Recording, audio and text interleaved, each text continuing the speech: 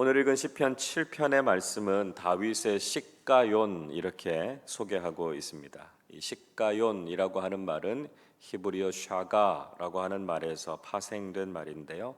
이 샤가라고 하는 말은 방황하다, 또 비틀거리다 이런 뜻을 가지고 있습니다.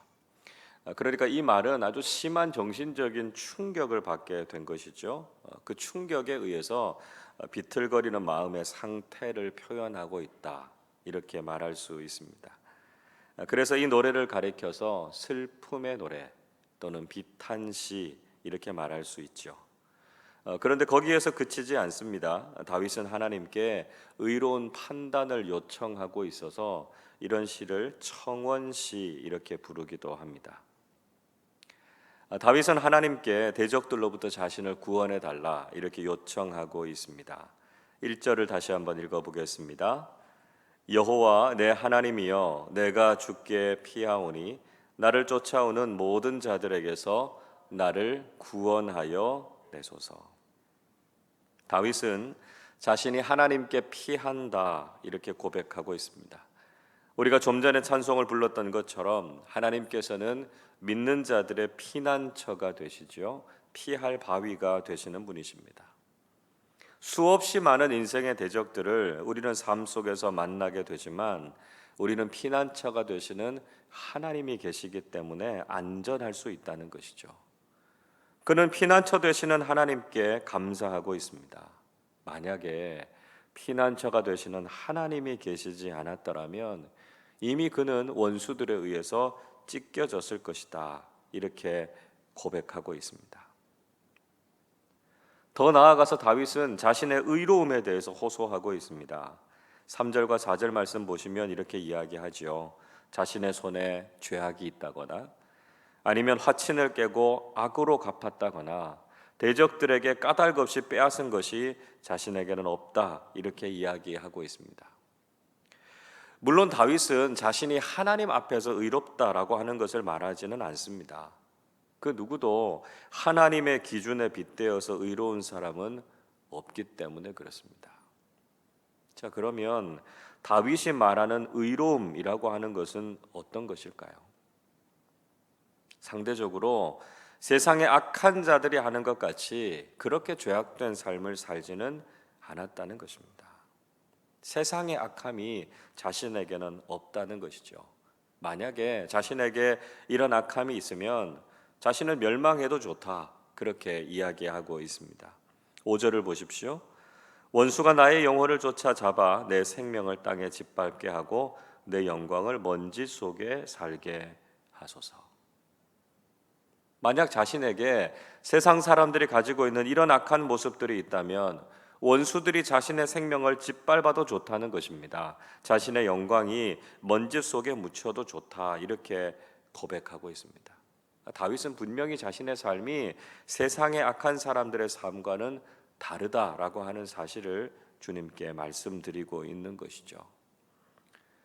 여러분, 우리는 분명히 연약하고 부족한 존재들입니다.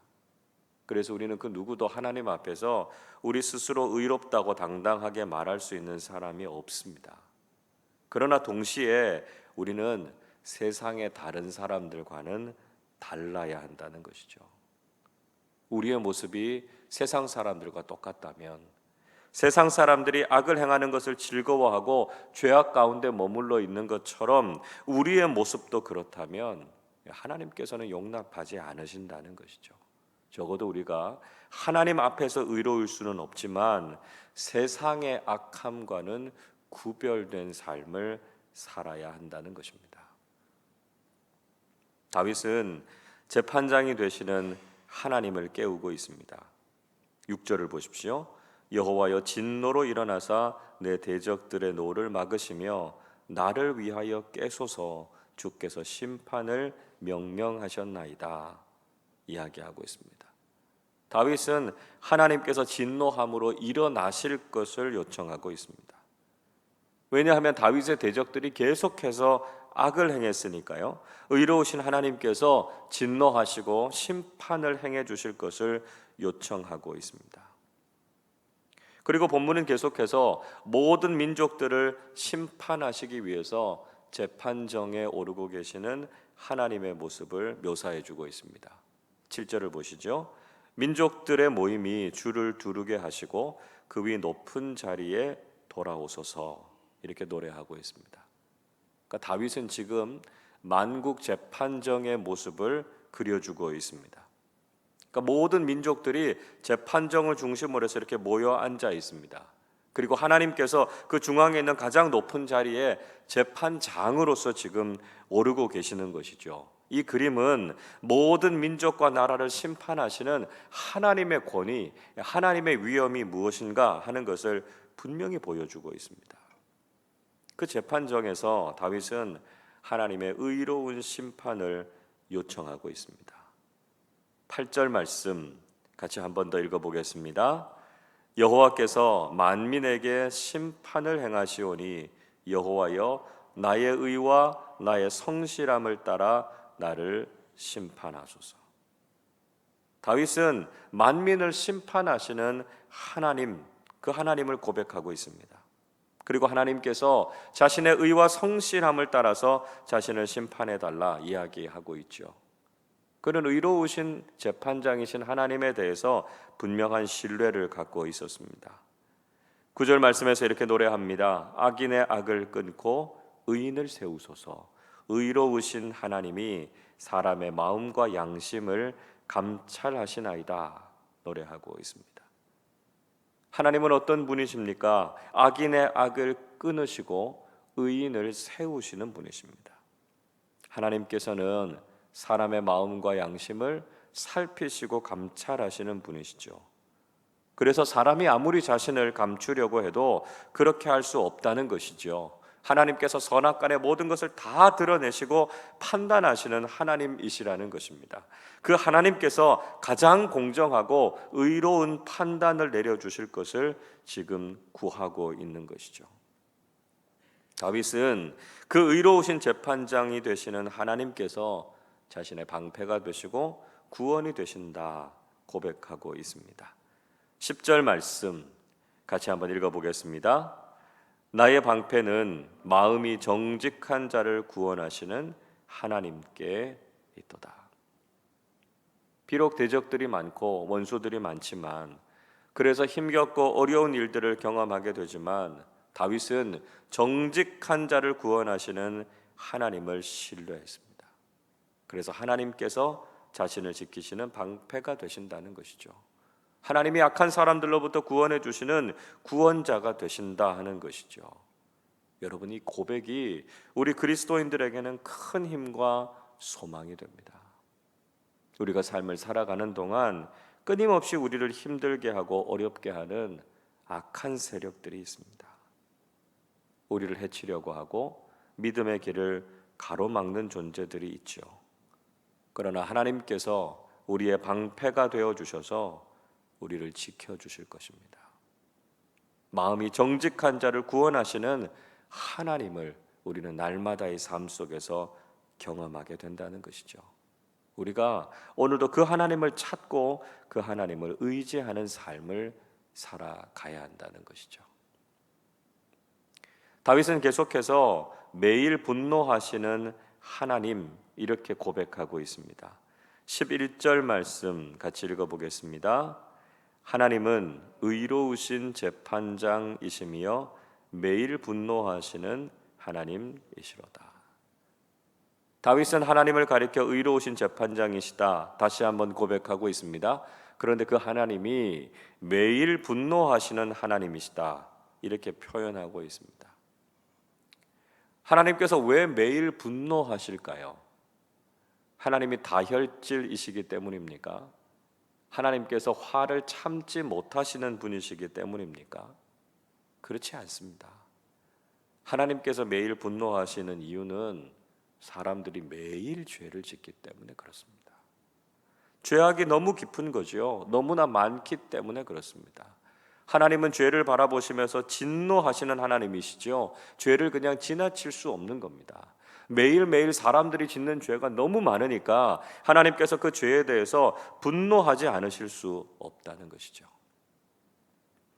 창원지방법원의 부장판사인 천종호 판사라는 분이 계십니다. 이분이 주로 학원 폭력과 관련되는 재판들을 많이 하시는데요. 재판장에서 얼마나 호통을 치고 야단을 치는지 모릅니다. 특히 폭력을 가하는 일진 학생들, 그 부모들에게 이게 나쁜 짓인지 몰랐냐, 이게 얼마나 끔찍한 죄인지 몰랐냐, 그리고 얼마나 호통을 치고 야단을 치고 나는 용서해 줄 마음이 없다, 그리고 아주 무거운 판결을 내리는 장면들을 제가 동영상으로 본 적이 있습니다. 그 왜 그러겠습니까? 잘못된 건 그냥 넘어가면 안 되거든요. 그건 바로 잡아야 하는 것이기 때문에 분노할 수밖에 없다는 것입니다. 여러분, 세상이 이렇게 죄악으로 가득 차 있고 우리가 매일처럼 죄를 짓는데 어떻게 하나님께서 분노하지 않으실 수 있겠습니까?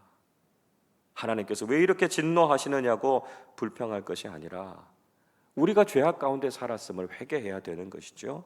그리고 하나님 앞에서 우리가 바르게 서야 한다는 것입니다. 하나님께서는 회개하는 사람들은 분명히 용서하십니다. 그러나 회개하지 않는 사람들을 향해서는 이미 하나님의 심판이 시작되었다는 것을 깨달아야 한다는 것이죠. 12절 보십시오. 사람이 회개하지 아니하면 그가 그의 칼을 가시며 그의 활을 이미 당기어 예비하셨도다 말씀합니다. 사람이 회개하지 않으면 하나님이 이미 칼을 갈고 계신다는 거예요. 이미 활 시위를 당기고 기다리고 계신다라고 하는 것입니다. 13절의 말씀에도 보시면 하나님께서 악인들을 죽이시고 심판하실 도구를 가지고 계신다 말씀하고 있습니다. 하나님의 무서운 심판이 이미 시작되었다는 것이죠. 그러니까 지금 즉시 깨닫고 회개해야만 살 수 있다는 것을 잊지 말아야 한다는 것입니다. 결국 악인들은 자신의 죄로 인해서 스스로 심판을 받게 됩니다. 15절 16절 말씀 보시면 악인은 자신이 만든 함정과 웅덩이에 빠지게 된다는 것이죠. 자신의 재앙과 포악이 자신에게로 돌아간다 말씀하고 있습니다. 우리가 이미 여러 차례 성경을 통해서 확인해 본 것처럼 자신의 죄악은 다른 사람들을 죽이는 것에서 그치지 않고 결국은 자신을 죽이고 자신을 망하게 한다는 것이죠. 그러니까 우리 자신을 살리기 위해서라도 우리는 죄와 악에서 떠나야 한다는 것입니다. 다윗은 마지막으로 의로우신 재판장이신 하나님을 찬양하고 있습니다. 17절 말씀 한 번 더 같이 읽어보겠습니다. 내가 여호와께 그의 의를 따라 감사하며 지존하신 여호와의 이름을 찬양하리로다. 다윗은 의로우신 하나님께 감사하고 있습니다. 그의 지극히 높으심으로 인해서 하나님의 이름을 높여드리고 있습니다.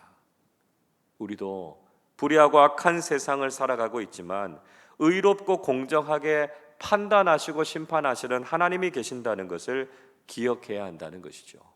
의로 판단하시고 마음이 정직한 자의 방패가 되시고 구원이 되시는 그 하나님을 믿고 의지하는 삶을 살아야 된다는 것이죠.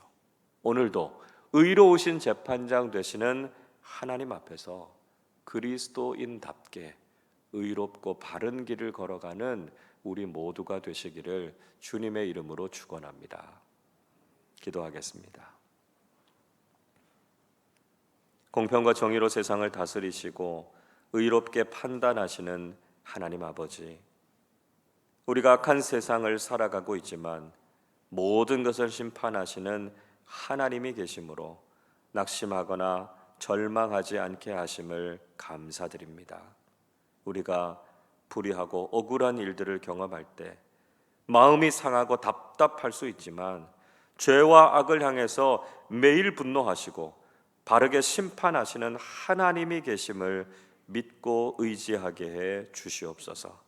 그 하나님을 구원과 소망으로 삼게 하시고 우리의 믿음을 지키면서 바르게 이 세상을 살아가게 해 주시옵소서. 오늘도 우리가 지극히 높으신 하나님을 찬양하게 하시고 주님의 의로우심을 경험하면서 하나님께 감사하는 삶을 살게 해 주시옵소서. 하나님, 이 새벽에도 저희들이 하나님께 간절한 마음으로 아뢰며 간구합니다. 저희들의 기도를 들으시고 선하게 응답하시는 하나님의 크신 은혜를 경험하는 복된 시간 되게 하여 주시옵소서. 우리 주님 예수 그리스도의 이름으로 기도하옵나이다. 아멘.